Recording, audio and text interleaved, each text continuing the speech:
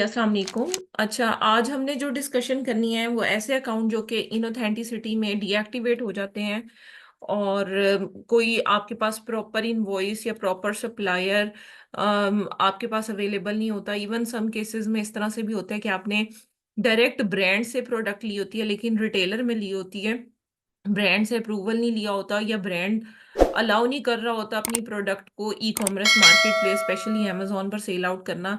और अगर हम उसके प्रोडक्ट को सेल करते हैं तो अमेजोन उस पर अगर इनऑथेंटिसिटी की कंप्लेन लगा देता है तो वो ब्रांड हमारी इनवॉइसेस को वेरीफाई नहीं करता क्योंकि वो सेलिंग अलाउ ही नहीं करता अमेजोन पर।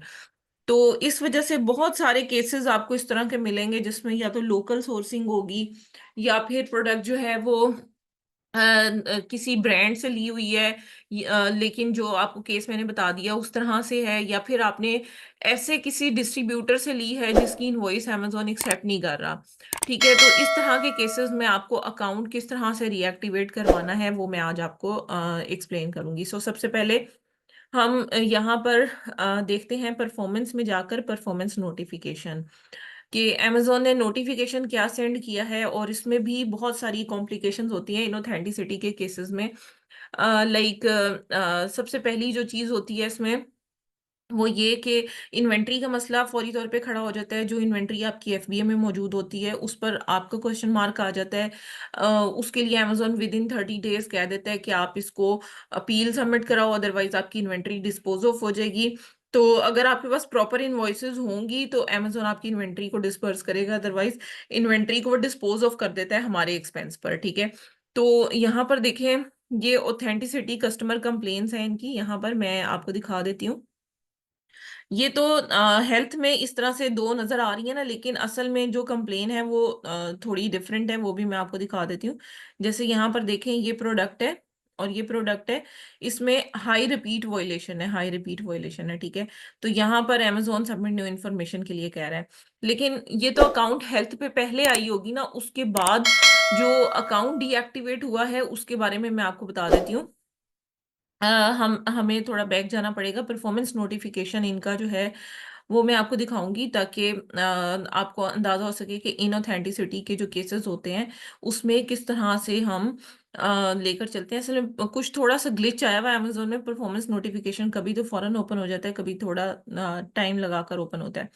अच्छा, इसमें ना यहाँ पर देखें, एक दफा अकाउंट पहले भी डीएक्टिवेट हुआ था लेकिन वो रीएक्टिवेट हो गया था। ये सऊदी मार्केट का अकाउंट है और इसमें अमेज़न ने इनके सेलर अकाउंट को डीएक्टिवेट किया है, और हम इसका नोटिफिकेशन डीएक्टिवेशन का देखना चाहेंगे। एक तो उन्होंने कहा है कि आपके अकाउंट पर अनरिजॉल्व्ड पॉलिसी वायलेशंस हैं, उन्हें रिजॉल्व करें। ठीक है, रिस्क ऑफ डीएक्टिवेशन पर है, लेकिन हमने डीएक्टिवेशन का एक्चुअल नोटिफिकेशन देखना है कि अमेज़न ने क्या नोटिफिकेशन सेंड किया है। और उसको अभी हम यहाँ पर फाइंड आउट करते हैं कि कौन सा नोटिफिकेशन है जिसमें अमेज़न ने इन्हें कहा है कि इनका अकाउंट जो है वो डीएक्टिवेट हुआ है। सो आई थिंक वो नीचे होगा थोड़ा।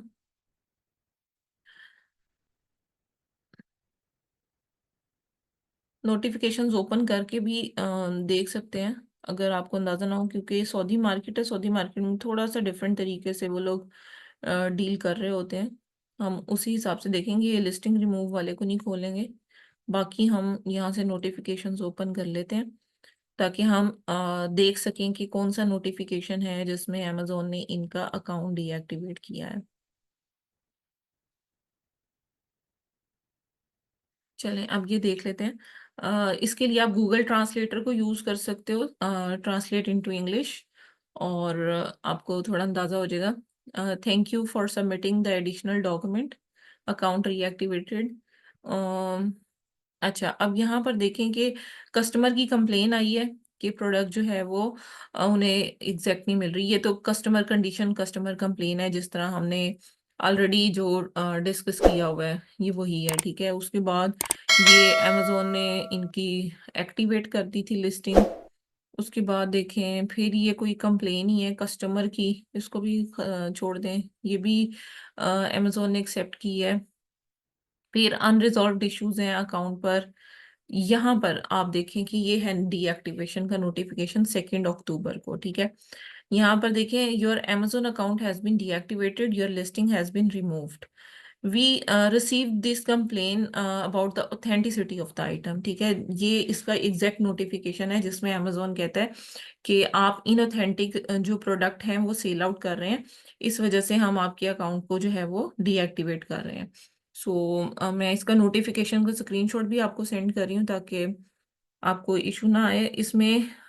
ठीक है। अब amazon जो है वो बेसिकली यहाँ पर कह रहा है कि इनऑथेंटिक प्रोडक्ट्स सेल आउट करना जो है वो अलाउड नहीं है, स्ट्रिक्टली प्रोहिबिटेड है। और अगर आप इनऑथेंटिक प्रोडक्ट को सेल आउट करते हैं तो इन कंप्लेंट्स को amazon बहुत सीरियसली लेता है, क्योंकि वो ये चाहता है कि प्रोडक्ट जो है वो जेन्युइन जाए। अब वो कहते हैं अगर आप अकाउंट को रिएक्टिवेट करवाना चाहते हैं तो आपको कॉपी ऑफ इनवॉइसेस या रिसीप्ट भेजनी है। ये डॉक्यूमेंट आपकी सेल्स वॉल्यूम को रिप्रेजेंट करने चाहिए, और बिजनेस डिटेल सारी उस इनवॉइस के ऊपर होनी चाहिए, ये इनवॉइस का क्राइटेरिया लिखा हुआ है। और प्राइसिंग इंफॉर्मेशन को आप रिमूव भी कर सकते हैं, लेकिन डॉक्यूमेंट सारा विजिबल होना चाहिए। उसके बाद उन्होंने कहा है कि आप जो भी एसिन अंडर रिव्यू है उसको इनवॉइस के ऊपर सर्कल या हाईलाइट भी कर सकते हैं। और जो इनवॉइस सबमिट करवानी है वो पीडीएफ, जेपीजी, पीएनजी या गिफ फाइल में होनी चाहिए। और ये डॉक्यूमेंट जो आप सबमिट कराएंगे ऑथेंटिक या अनऑल्टर्ड होना चाहिए। अब आपके पास अगर इनवॉइस है ही नहीं, ठीक है, एक वो सिनेरियो है, एक वो सिनेरियो है जिसमें आपके पास सारे डॉक्यूमेंटेशन प्रॉपर अवेलेबल है और मैम, आप उसको सबमिट करवाना चाहते हैं। जी बताइएगा। मैम इसमें जो आप इनवॉइस ना होने का मकसद क्या है, कि कोई आपने 3PL से प्रोडक्ट परचेज की हो? हाँ, बहुत सारे लोग 3PL से परचेज करते हैं या लोकल मार्केट से परचेज कर लेते हैं या चाइना से सोर्सिंग की होती है, तो ये डिफरेंट सिनेरियोज हो सकते हैं इसके अंदर। ठीक है मैम, इसके मेरे पास ना दो तीन केसेस हैं, मैं आपसे ना बाद में डिस्कस करूंगा। जी जी। अच्छा, अब इसमें जो है वो आपने अब देखना है होता है कि बेसिकली अगर तो उसके पास सारे डॉक्यूमेंटेशन मौजूद है।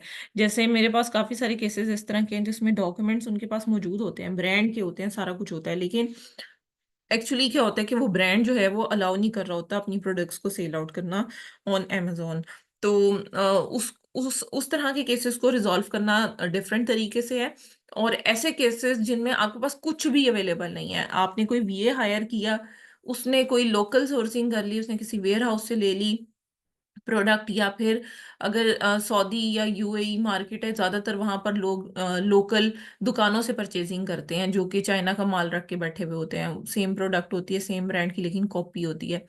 तो ठीक है। वहां से परचेजिंग कर लेते हैं, उनके पास भी कोई पेमेंट प्रूफ या कोई परचेजिंग प्रूफ कुछ भी नहीं होता। ठीक है, तो इस तरह के केसेस में आपने किस तरह से सॉर्ट आउट करना है, हमने इस तरह के केसेस भी रिजॉल्व किए हैं जिसमें जस्ट उन्होंने जो शॉप जहां से उन्होंने प्रोडक्ट बाय की थी उसके इमेजेस उन्होंने सिर्फ हमें प्रोवाइड किए थे जाकर फिजिकली, और हमने इनके अकाउंट रीएक्टिवेट करा दिए थे। तो मैं आपको स्क्रीन शेयर करती हूँ अपील्स के साथ, और जो सक्सेसफुली डन हुए हैं केसेस उनके साथ, और ये जो अभी कर रहे हैं इनके साथ।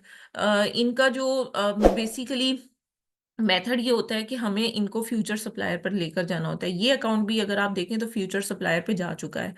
ठीक है, यहाँ पर जब मैं रीएक्टिवेट योर अकाउंट पर क्लिक कर रही हूँ तो अमेजोन ने हमें ऑप्शन दे दिया है कि भाई आप फ्यूचर सप्लायर की जो इनवॉइस है वो सबमिट कराएं। यहाँ पर देखिए एक्नॉलेज द पॉलिसी वायलेशन। जब मैं यहाँ पर आ रही हूँ तो ये वो कह रहा है कि चेक्स आप जो है वो इसको कर लो एक्नॉलेज। ठीक है, अभी हम इसकी परचेजिंग करवा रहे हैं प्रोडक्ट्स की ना। यहाँ पर देखें कि आप फ्यूचर में क्या सेल आउट करेंगे। अपलोड द इनवॉइसेस और alternate purchase document to prove the authenticity of these item. In future की जो प्रोडक्ट्स हैं इनकी ऑथेंटिसिटी को शो करने के लिए आप इनवॉइसेस या प्रूफ ऑफ परचेजिंग वगैरह आप अपनी यहाँ पर अपलोड करें और सबमिट करें। ठीक है, तो ये चीज़ है, ये फ्यूचर सप्लायर पे जा चुका है ये वाला अकाउंट भी। और इसमें फ्यूचर सप्लायर पे ले जाने के लिए आपको बहुत सारे स्टेप्स लेने पड़ते हैं और बहुत टाइम भी लग जाता है सम टाइम। और कुछ अकाउंट्स ऐसे होते हैं जो कि बहुत जल्दी चले जाते हैं, जैसे ये अकाउंट है, ये एक ही अपील पर फ्यूचर सप्लायर पर चला गया है, क्योंकि इन्होंने पहले खुद से अपील्स नहीं की हुई थी। कुछ लोग ऐसे होते हैं 10-10 15-15 अपीलें करके आ जाते हैं, फिर वो कहते हैं फ्यूचर सप्लायर पे ले जाएं, और खुद उन्होंने फेक डॉक्यूमेंट भी सबमिट कराए होते हैं, फेक इनवॉइसेस, और इस तरह से काफी उल्टे काम किए होते हैं अकाउंट पर। तो वो फिर फ्यूचर सप्लायर पे ले जाना बहुत मुश्किल होते हैं और बहुत टाइम लग जाता है उसको फ्यूचर सप्लायर पे लेकर जाते हुए। लेकिन ऐसे केसेस जिसमें आप मतलब बिल्कुल क्लियर हैं, आपने जीरो से बिल्कुल स्टार्ट किया है, इस तरह के केसेस में फ्यूचर सप्लायर पे लेकर जाना काफ़ी आसान हो जाता है। ठीक है, तो मैं अब आपको शेयर करती हूँ, 1 मिनट आप वेट कीजिएगा, मैं ज़रा स्टॉप कर रही हूँ।